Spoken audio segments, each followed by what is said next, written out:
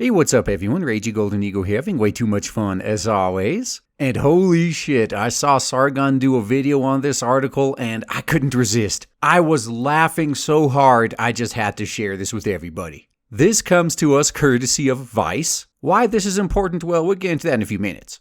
But just this title. Wait, why are there so many black people in Far Cry 5? Wow, I didn't know Vice had alt-writers writing for him. Holy shit, you've got my interest. Let's read into this. After spending a few weeks with Far Cry 5, I've come to the regretful conclusion that there are way too many black people in this game. Oh man, racism levels off the charts. It's not that I dislike black people in fiction or in real life. Full disclosure, I am black. Oh, so we got ourselves one of these self-hating black guys. I see how it is. It's just that for a series that prides itself on realism, my experience of constantly bumping into assault rifle-toting black people in the forests of Montana just seems unrealistic. Would you say this is more or less unrealistic than black female Nazis fighting in World War II? Now, first off, stuff like this is what pretty much everyone else has been saying for years already. And second off, most importantly here, take note of how seriously this author takes realism. Hell, look at the levels of research he goes to.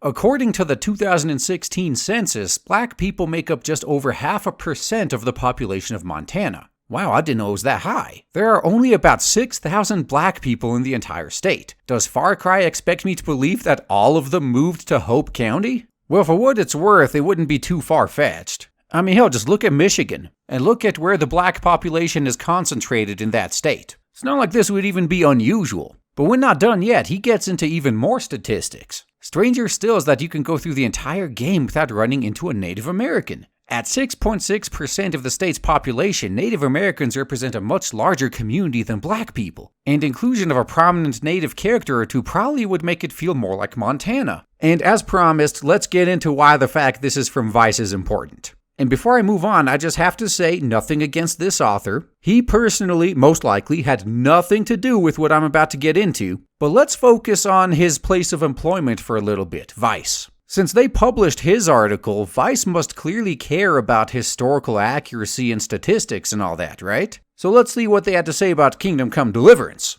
Oh, right. I'm sure there's a good reason for this. Let's read a little bit.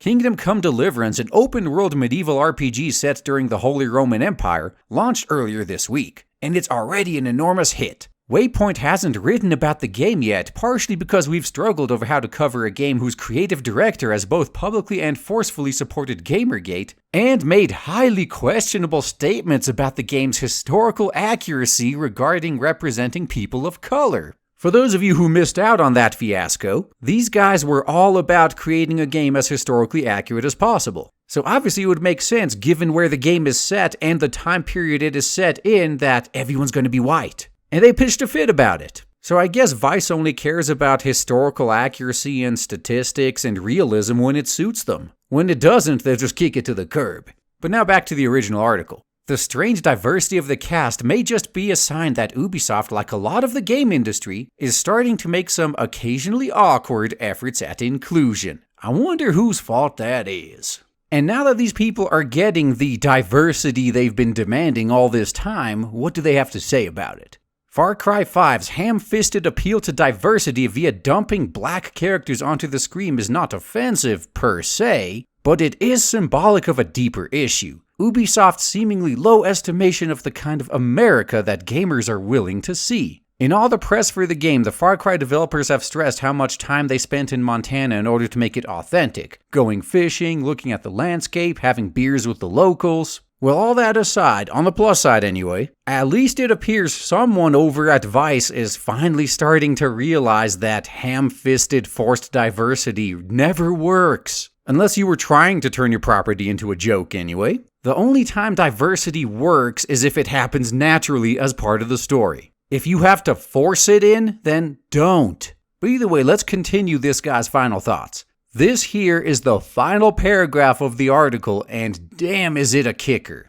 But anyone who has lived in America would recognize the country that appears in Far Cry 5 as inauthentic. It's disappointing that realism in this video game was not limited by graphical limitations or writing talent, but by timidness. Wow, this dude just took a pot shot at the entire game industry. You hear that, game industry? Grow some damn balls and stop giving in to these whiners. All this whining about how everything needs to be more diverse and inclusive, now that they're getting it, they're complaining about it. And whose fault is that? This is what happens when you listen to outsiders that are exceptionally whiny over your own fans and your own players. You just end up not pleasing anybody. Though before I sign off, I have to say the funniest part about this whole thing is that nobody else really gave a shit. Or at the very least, I haven't seen anyone on the alt-right, and in this case by alt-right I mean everyone who's not a regressive. I haven't seen them complaining about this. No one seems to care. This is the only article I recall seeing about racial diversity in this game. Everyone else in the media was just complaining it wasn't anti-Trump enough.